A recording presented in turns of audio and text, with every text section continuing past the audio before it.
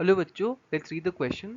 If acceleration of object is equal to, यहाँ पे a दिया हुआ है, acceleration is t cube by 3 minus 5t square divided by 2 plus 6t, then we have to find the maximum and minimum acceleration of the object. Okay, so let us see the key concept over here.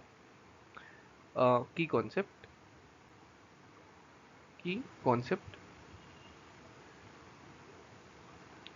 So यहाँ पे इस question में we will use derivative. We will use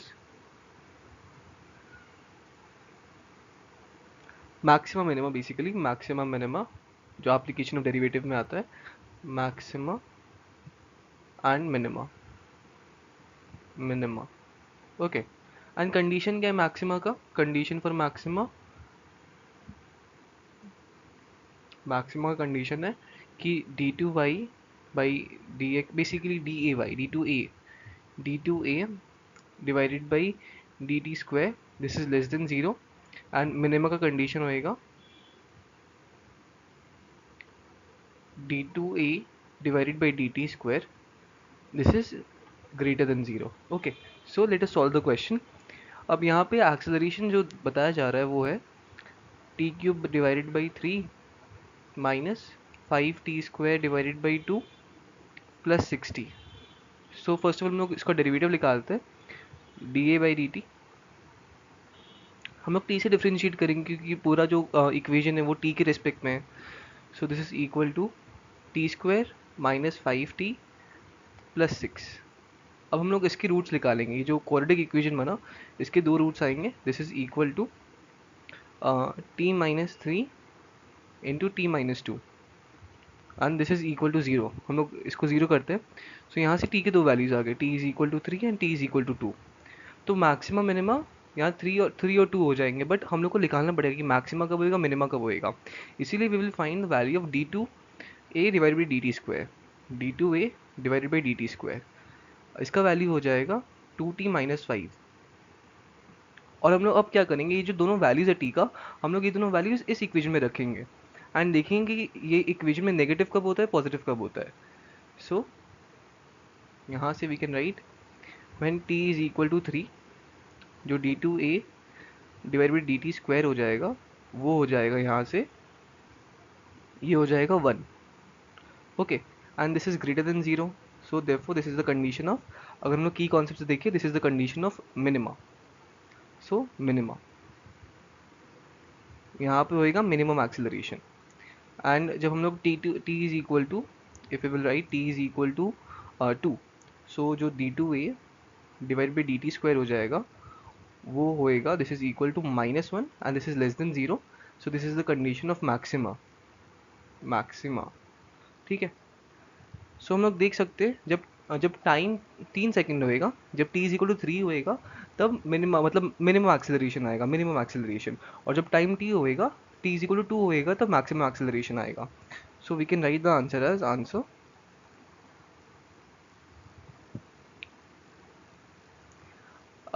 ये ऐसे नहीं होएगा. जब यहाँ पे हम लोग इसको फर्दर सॉल्व करना पड़ेगा. आई एम एक्सट्रीमली सॉरी, हम लोग इसको फर्दर सॉल्व करेंगे. जब जब इस इक्वेशन में हम लोग t is equal to 3 put करेंगे, तो जो एक्सेलरेशन का वैल्यू आएगा वो मिनिमम होएगा, वो मिनिमम एक्सेलरेशन होएगा.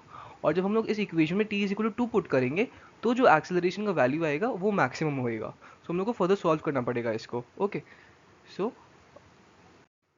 सो यहाँ से फर्स्ट ऑफ ऑल जो एक्सेलरेशन का इक्वेशन था वो था T cube divided by 3 minus 5t square divided by 2 plus 6t.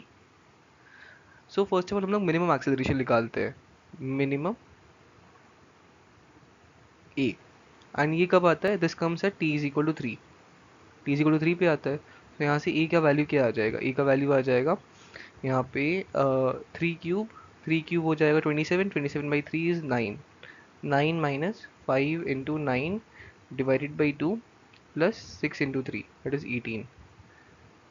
So 27 minus 45/2. So this is equal to 9/2 metre पर सेकेंड स्क्वायर, जो कि 4.5 मीटर पर सेकेंड स्क्वायर आता है. ओके, एंड जो मैक्सिमा आया था at t is equal to 2 पे। सो यहाँ से जो ए का वैल्यू आ जाएगा वो हो जाएगा 8/3 माइनस 5 × 2 प्लस 12। ठीक है, सो दिस इज 8/3 प्लस 2, ये हो जाएगा 14/3 मीटर पर सेकेंड स्क्वायर। ओके, अब इसको हम लोग डिवाइड करते हैं, so it is approximately equal to 4.67 metre per second square. So this is the maximum acceleration and this is the minimum acceleration. We can write the answer as maximum acceleration. This is equal to 4.67 meter per second square, and जो minimum acceleration आएगा, minimum A, this is 4.5 meter per second square. Okay, so this is the answer. I hope आप लोगों को solution समझ आया होगा. Thank you.